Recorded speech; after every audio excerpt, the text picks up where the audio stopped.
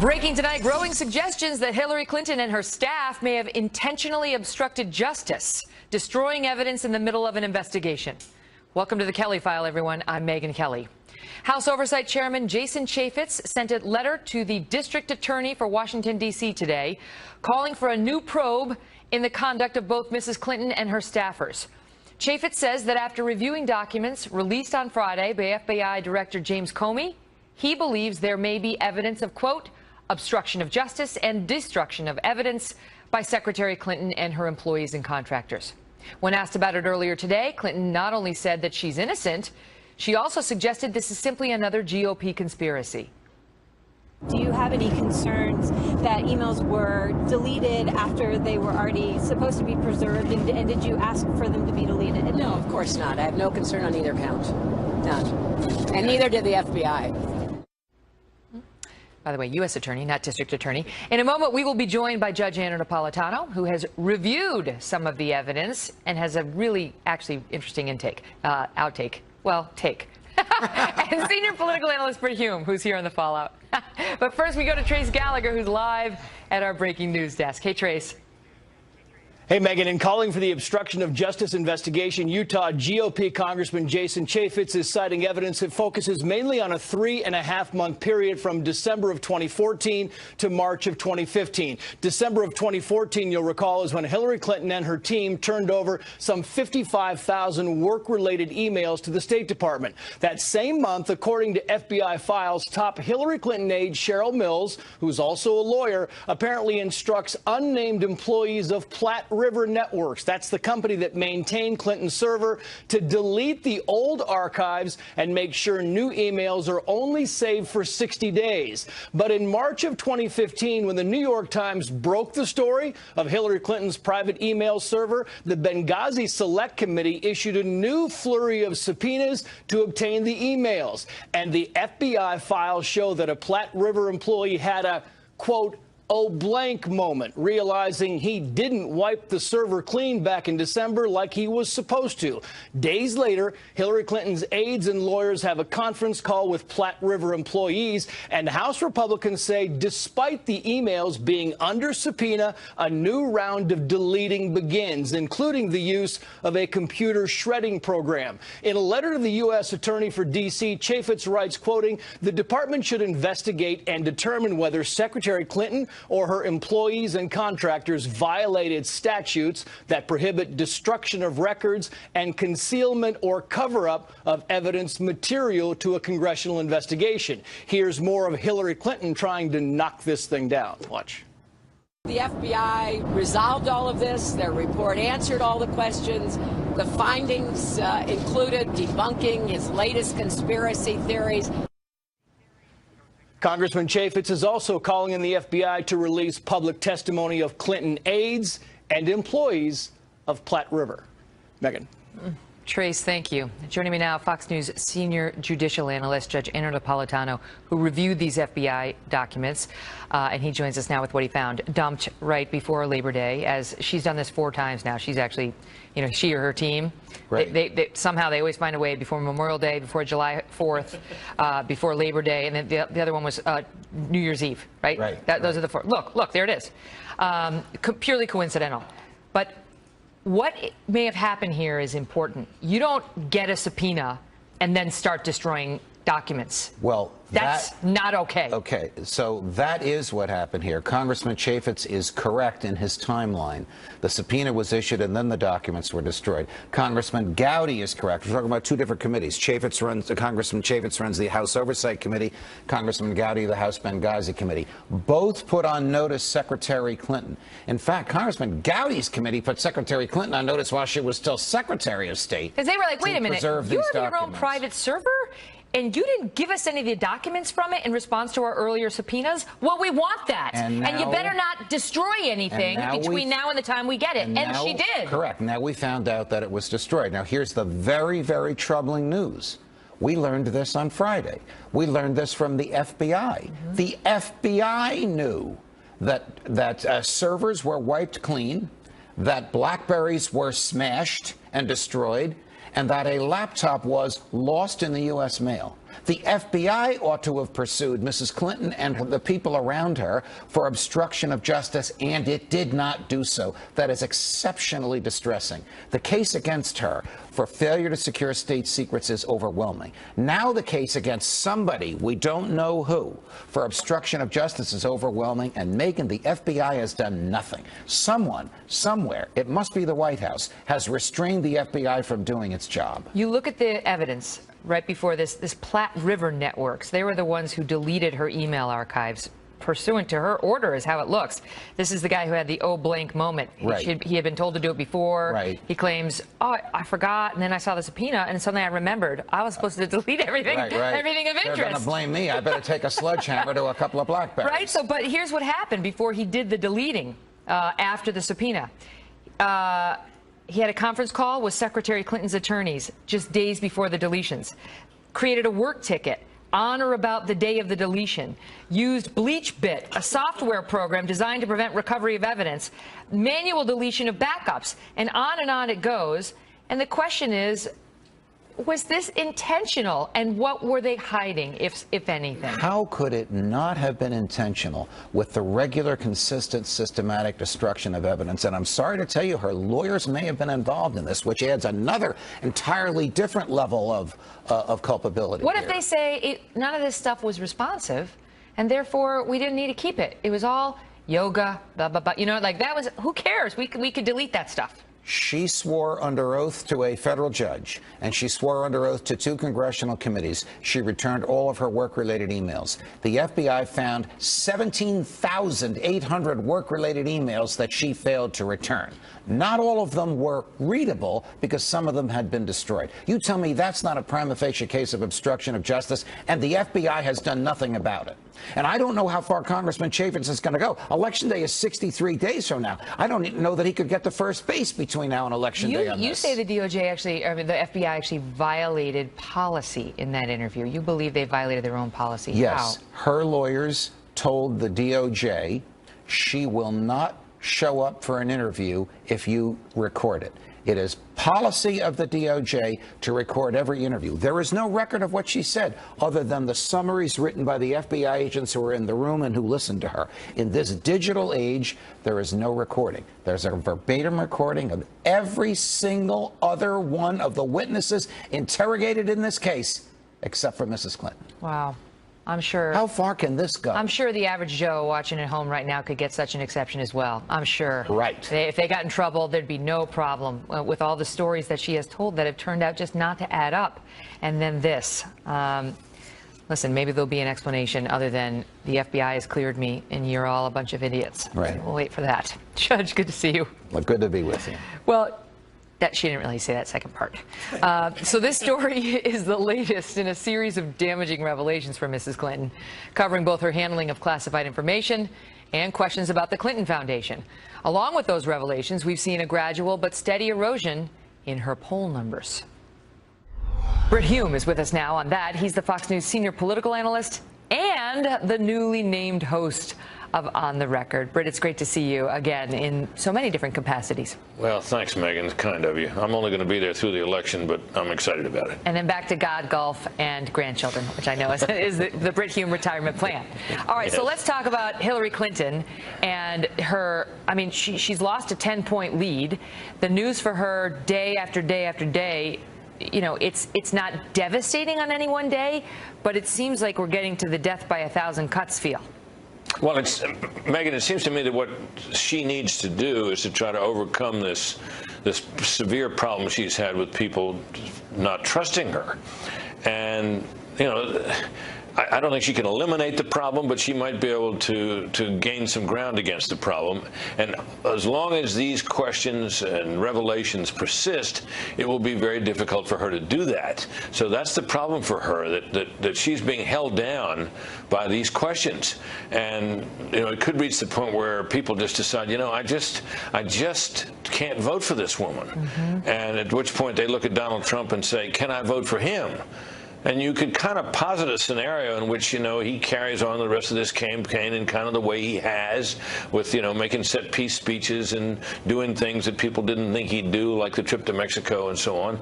And he might gain enough ground to where, he wins the election. It's within the realm of possibility as we look out from this day. Now, so how big an impact do you think things like this email scandal have had on her? Because it doesn't seem like, other than the email scandal and the Clinton Foundation, Trump is going after her on that many issues. But those issues refuse to die. Every day we get something new on something else she's told us that's not true, something else she's done that is potentially problematic. Well, that's right. And whatever he says about it is augmented by the revelations. So, people, they hear him talking about it and they may or may not, respond because of him. But when what he is saying is buttressed and reinforced by revelations of the kind that we've had just in recent days, they keep finding more of these emails. She was supposed to have turned them all over. They keep finding out that there were more devices than she claimed that she had.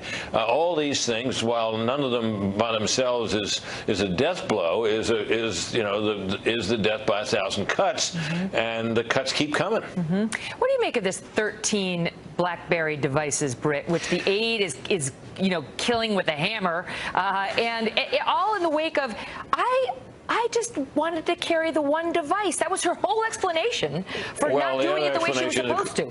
Well, what we're hearing from her supporters is that she was only carrying one of them at a time, and there's a certain truth to that. I mean, after all, I have an iPhone and I have an iPad, and I don't use them usually simultaneously. And over time, these things break, or you get new models, and so it's possible that my email has been used on several different devices. But 13?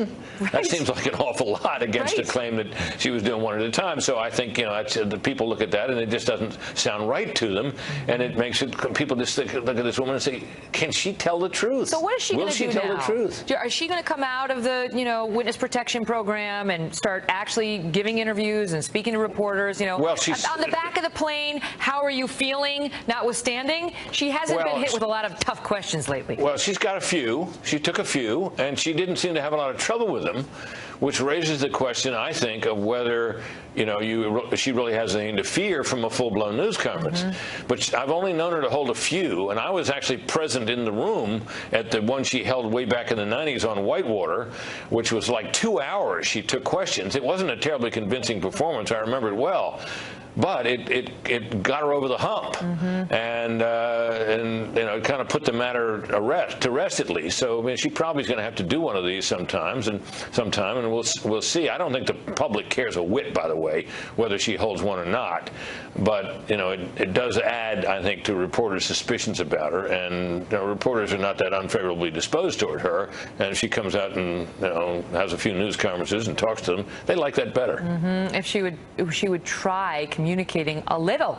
She's been waiting for Donald Trump to lose, and he had been, but he's having a good time right now in terms of the poll swing, and she's going to have to think about what that means for her. We're going to pick that up with Larry Sabato in just a minute. Britt, great to see you. Thanks, Megan. Well, Hillary isn't the only one under fire after this document dump, with House Speaker Paul Ryan now suggesting the FBI appears to be acting as an arm of Mrs. Clinton's presidential campaign. Former FBI Assistant Director James Kallstrom has some thoughts on that. He's right after this break. Plus, Stirewalt and Kurtz are here with new details on the presidential debates and the new controversy already making the rounds. Stay tuned. I look forward to the debates. I mean, I think it's an important element of what we're doing. I think you have an obligation to do the debates. Again, document dump. Here's House Speaker Paul Ryan earlier today. I can't believe that they would do what is such a patently political move. It makes them look like political operators versus law enforcement officers. Over on another cable channel, political analyst Mark Halperin wasn't much kinder. To release this on a Friday as if he's an arm of the Clinton campaign, I'm just stunned, because there's a lot of information in here that's of great public interest. And if you really cared about transparency, you would say to yourself, is the best time to release this to get a full public hearing on Friday before Labor Day? By the way, following up. Joining me now, James Kallstrom, former assistant director in charge of the FBI. Jim, good to see you. So what do you make of the FBI's decisions here and the protocol they used? Hi, Megan.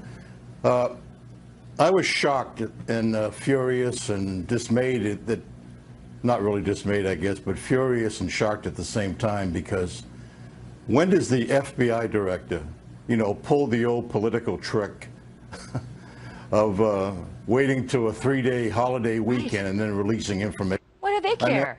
I'm shocked that he did that. What about you? We talked with the judge a moment ago about the protocols the FBI use. They've heavily redacted their, what they've given us, and it's not a transcript of the sit down with her, but it's notes from it. Did you see anything? Did they deviate from policy in the interview, to the best that you can tell? Megan, why wasn't it recorded? Why wasn't there a transcript made? Why weren't there simple questions asked of her? Why wasn't she put under oath? Why didn't we know how many times she said, "I don't remember," or "I don't know," or "I can't answer that," or "I take the Fifth Amendment," or whatever? Why don't we know that? This lady, this isn't a normal interview.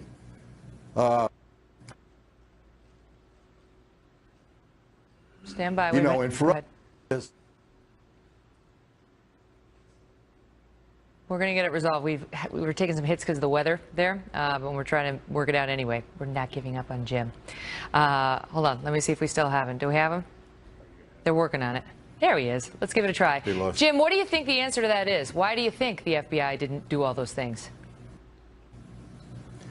Because the FBI director is playing politics. I mean, the FBI director doesn't do things like that. The FBI director does not take the most famous, the best law enforcement agency in the world and politicize it by letting thing out, Labor Day weekend. I mean, I just think that's the worst thing he could do. Should be absolutely ashamed of himself. And this interview, why wasn't it recorded? Why wasn't there a transcript? Why wasn't she under oath? Who was in the room? Was Justice in the room? Who was in charge of the interview? Have you gotten any reaction from the FBI agents that you still talk to, Jim, about this? Megan, I've had contact with 50 different people, both inside and outside, retired agents that are basically disgusted. And, it's sort of the last straw. I'm just, and by the way, was she asked to be polygraphed? I mean, these are standard things that we do in these investigations, and then the Comey press conference. He gives this press conference, and then he's asked the question, took a few questions later, and he's asked, what about the interview? He says, well, I haven't visited the interview yet. I haven't read the interview yet. What? Was this a preconceived interview? I mean, obviously it was. It didn't have any impact. I mean, it's just nuts. It doesn't add up. Jim, thank you. Thanks for bearing with us, both to Jim and to you, audience. We want to get him on, so we deal with Mother Nature as we can with these satellite dishes. Joining me now with some reaction, DNC committee member and Hillary Clinton supporter, Robert Zimmerman. What do you make of that, Robert? First of all, how about that weekend document? I mean, she did it 3 times, and then the FBI helps her out, does her a solid by doing it the 4th document dump for the Friday of Labor Day weekend. Come on. First, Megan, let's be clear. The document dump on Friday was a great tactic in the 1990s. But then I suggest my Republican friends take off their Walkmans, put the pager in their fanny pack and bring out their smartphone. Oh, wait, okay, let's get real about what we're living with in 2016. What I mean is, under technology that we live in today, these stories don't go away on Saturday morning. It's not about the technology. It's about living our lives. We see our children and we're at the beach and we're not thinking about Hillary Clinton. And that's the reason it gets released on those days. And we're still talking about it today on Tuesday. The reality is, because of the internet, which is maybe a new concept for some of my Republican friends, the way they do social media, but because of the internet, because of Twitter, because we have iPads and smartphones, these stories don't go away. Okay, why it's such an outdated type of thinking. Why did this group, the ones maintaining the server, hold on a second, Platte River, why did they delete her email archives despite knowing that they were subject to preservation orders? Let's be clear.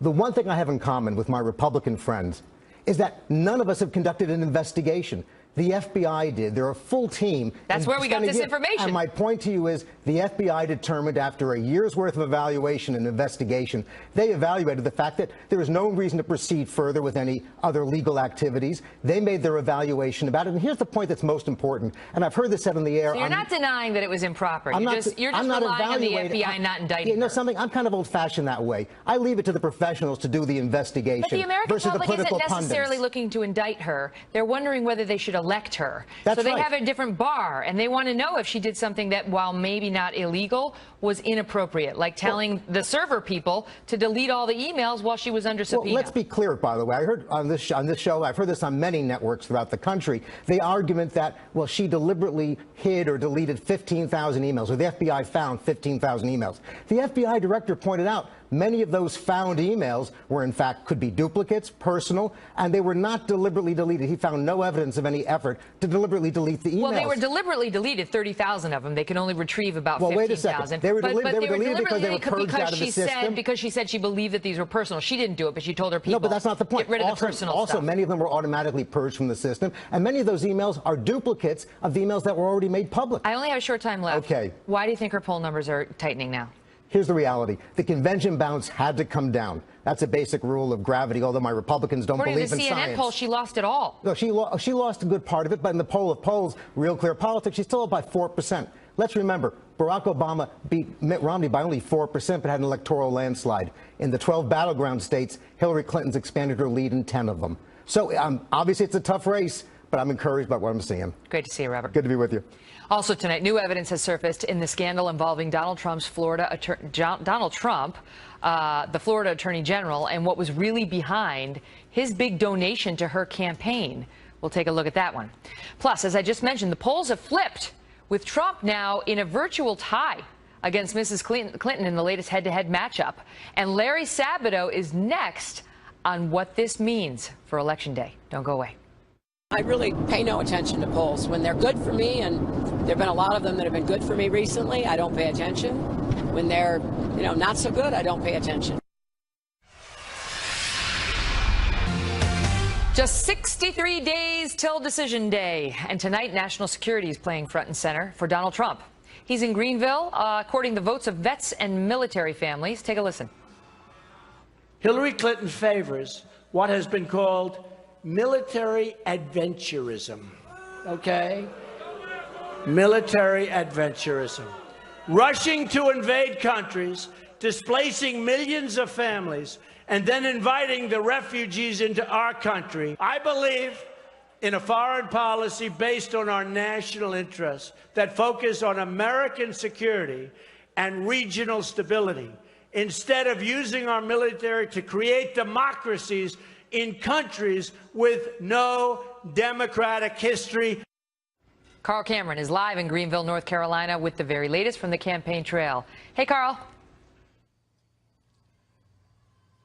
Hi, Megan. He's talking national security today as well as tomorrow, but he made a little bit of news in the last hour on the O'Reilly factor when Bill asked him about whether he'd release his tax returns, and of course he said not until the audit that he's been under for years is ended. But then he suggested that if Hillary Clinton were to somehow come up with those 30,000 missing emails, he would immediately release his tax returns, which begs the question as to whether or not the audit is that much of a problem. On the national security front, Trump today was in both Virginia and North Carolina. Virginia, a state with a high population of military. North Carolina, a key swing state where the battle is very tough. The polls are tightening across the country. And earlier today, in his remarks about national security, Trump raised some eyebrows in Virginia when he suggested that the count for civilian casualties in the various different U.S. military operations across the globe are somehow misleading the American public, and it's far worse than we're led to believe. Listen. The Middle East now is a total catastrophe between the migration and all of the problem and all of the death. And I'm talking death on both sides, folks. I'm talking death on both sides. Look at the people. They blow up a city and they say 2 people were wounded. All right? You know the real numbers, okay? The real numbers are astronomical. Astronomical. And we started this whole thing. That a reference to the Iraq War. as opposed to the war on terrorism. And as for tomorrow and the remaining foreign policy, Trump today suggested that he would not get involved with North Korea, that North Korea should be China's problem, which raises questions about the U.S. alliance with South Korea and other neighbors. And tomorrow, one of the things that Trump will be talking about is missile defense and the types of things that the U.S. should be doing to rebuild the military. Megan? Carl, thank you. Meantime, there is new national polling out tonight showing a shocking shift in the presidential race. Less than 2 weeks ago, a Quinnipiac poll of likely voters had Mrs. Clinton up by a huge 10-point margin. Look at that. Then 8 days ago, with troubling stories about her email and foundation seemingly dropping daily, the slide began, Trump closing the gap with likely voters to just 7 points. And now tonight, Trump leading by 1 point. Look at that. In a CNN head-to-head matchup. Here to break it all down, the director of UVA's Center for Politics, Larry Sabato. Larry, great to see you. So, Thank you, those are three different polls, so it's not exactly the same, but still, you tell me whether Trump has, in your view, closed the gap. Not completely, and Megan, neither campaign privately believes the CNN numbers. They believe that Hillary Clinton is still about where the polling average has her, 3 or 4 points ahead nationally, and in most of the key swing states, she's got a bigger lead than that. Well, do we look at these national numbers at all now then? I mean, because they must mean something. Usually, don't they sort of say, okay, this is where you're going to see the swing state polls go soon? Well, I think you have to look at polling averages. You can't cherry pick polls and pick a poll that you like, not you personally, but everybody does this, whoever they're for. They look at a list of polls and they pick one out with the best results for their candidate, and they say, aha, that's the one. I knew it. It says what I believed. So you look at the polling averages. Now, look, I do agree, of course, that the convention bounce has faded for Hillary Clinton. It was inevitable that that would happen. She started in June and early July with about a 4-point lead, and now she's got about a 4-point lead. That's not to say it will stay that way. You know, Megan, every now and then there's a poll that grabs enormous attention, and that's what happened with this CNN poll this morning because it's the first day of the general election. What's fascinating to me is this one poll did a great favor for both Trump and Clinton. For Trump, it gave him something he can use to excite his supporters, his rallies, and raise money.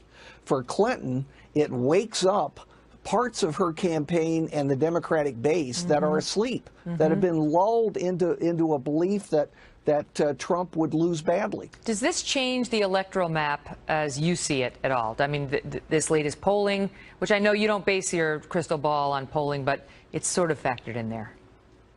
No, I haven't changed the map at all. But I tell you what, if we see this continuing to tighten, you're going to see several big swing states move together from Clinton into Trump's camp. That's what normally happens because a lot of them are bunched tightly together and their demographics are kind of similar, like in the Midwest. Do you make any accounting in your crystal ball, which predicts Hillary winning by a lot, for ground game? I know, Trump has struggled on the ground game, but he thinks he can enthuse people enough via the airwaves and, speeches and so on, television, that he can compensate for that. Well, that's his hope, Megan, and maybe it will work out that way. But almost every professional in both parties that I've talked to who know what's happening in terms of the ground game being organized by both sides say there's no comparison whatsoever. The Clinton people have been working on this probably for years, and it makes a point or two or three of difference in the really close states. Trump has very, very little, and the RNC is supplementing him, but they can only do so much. And that was one thing that Barack Obama did such a great job of just getting out there and, knowing county by county whose door he needed to knock on and who they needed to drag out and make sure they got to that polling station on Election Day. Sometimes people need a little nudge. We get busy. Larry, great to see you. Thanks, Megan. 63. We're saying 63. 63 days till we get to November 8th, till you're going to go to the voting booth and you're actually going to pull the lever or write in or hit the little computer screen like, this isn't working. I hit. Oh, yeah, I didn't mean that one. You've been there, haven't you? I have been there as well. So new details tonight on the presidential debates. who will be moderating them and what is behind the first controversy following the announcement. Plus, Donald Trump denying accusations of bribery after new questions about a big political donation and whether it affected an investigation into Trump University. Katrina Pearson and Austin Goolsbee are next.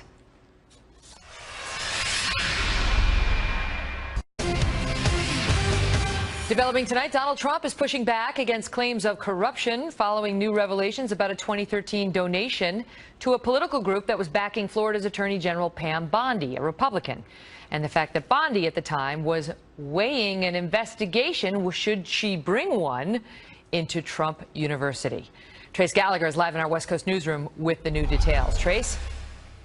Megan, at the time, Florida Attorney General Pam Bondi was looking into complaints about Trump Institute, which is an affiliate of Trump University. In 2013, Bondi's office confirmed to the Orlando Sentinel that it was considering joining a New York State inquiry into Trump U. But just days after Bondi's campaign got a $25,000 donation from the Trump Foundation, Bondi decided not to pursue the case because of, quote, insufficient grounds. Both Donald Trump and Pam Bondi strongly deny there was any type of bribe or quid pro quo, but the two camps differ on how the donation came about. A spokesman for Pam Bondi told the Associated Press back in June that not only did she speak to Donald Trump, she personally asked him for the money. But Trump recalls it differently. Watch. I never spoke to her. First of all, she's beyond reproach. She's a fine person. Never spoke to her about it at all. Pam Bondi. She's a fine person. Never spoke to her about it at all. Never. That was 5 nevers, by the way. Trump acknowledges knowing Pam Bondi for years and having a lot of respect for her, and she clearly supports Trump, even spoke at the GOP convention. However the donation came about, it broke the rules for charitable foundations giving to political campaigns. Trump was forced to pay $2,500 in penalties to the IRS. Clinton supporters are frustrated that the Clinton Foundation is getting a ton of negative media, and the Trump Foundation, they say, seems to be getting a free pass. Trump supporters say there's a difference between one donation and a flood of donations. Megan. Trace, thank you. Well, on several occasions, Mr. Trump has spoken about his past political donations to both parties and his motivations for donating as a New York businessman. Watch. I give to everybody. When they call, I give. And you know what? When I need something from them, 2 years later, 3 years later, I call them. They are there for me. I've given to Democrats. I've given to Hillary. I've given to everybody because that was my job. I got to give to them because when I want something, I get it. Joining me now with both sides of the debate, Trump campaign national spokesperson Katrina Pearson and former chief economist to President Obama, Austin Goolsbee. Great to see you both. So, hi, Megan. Austin, is this an issue? I'll start with you. Do you see this as an issue? I mean, it was a $2,500 fine. He paid it. Yes. Look, there's two different things. One is the foundation directly violating federal law, it's a charitable foundation. It's making donations to a political campaign. For that, they got in trouble and they paid a fine. The second is, then we come to find out that the payment was to an attorney general who was actually considering whether to join the lawsuit for fraud against Trump University and the Trump Institute. I think this is going to have legs. I feel bad for the Trump surrogates that they were pumping up the Trump surrogates to attack the Clinton Foundation, knowing all along that they were themselves going to have this coming down the road. I mean, all right, we'll get to whether this is like the Clinton Foundation in just 1 second. Let's digest Trump University for a second, then we're going to move on to that comparison. Katrina, let me ask you, the timing, is not ideal for those defending Trump because it was 4 days after the donation came, 4 days after it was reported that Pam Bondi's office was weighing whether to investigate Trump University. So 4 days later he donated, and then she said, "Never mind, I'm not going to investigate you." So you see why people say that stinks a little bit. I could see how the Clinton campaign is trying to make it sound that way. And you had mentioned earlier in the package where Mr. Trump has been consistently contributing to politicians, particularly in Florida. It is his second home, and it was one of his biggest criticisms by his opponents in the primary. The situation here, Pam Bondi took office in 2011, and during her tenure, there was one complaint, Megyn, that didn't even make it to her office. This was a staff decision. And when the it comes to reason Trump why University, she received the donation in 2013. When you're talking about, you're saying unlike New York, she was not flooded with angry consumers saying, go get him. Absolutely. Absolutely. This was one complaint that Pam Bondi received in her office, and it didn't even go to her. It went to staff, which is why they found no sufficient evidence. Why didn't we before I get back to Austin, why did he say that he'd never spoken to her, Katrina, when her spokesperson says that's not true, that she did call him and personally asked him for the money? Because he was asked if she talked to him about Trump University. They've never talked about Trump University. She asked him for a donation, absolutely, but they never talked about Trump University because it never came across her radar. Okay. Austin, the comparison to the Clinton Foundation. The Clinton Foundation is accused of taking, tens of millions of dollars, more than that, from people who are trying to essentially buy access to our Secretary of State. You really think that's comparable to one donation? No.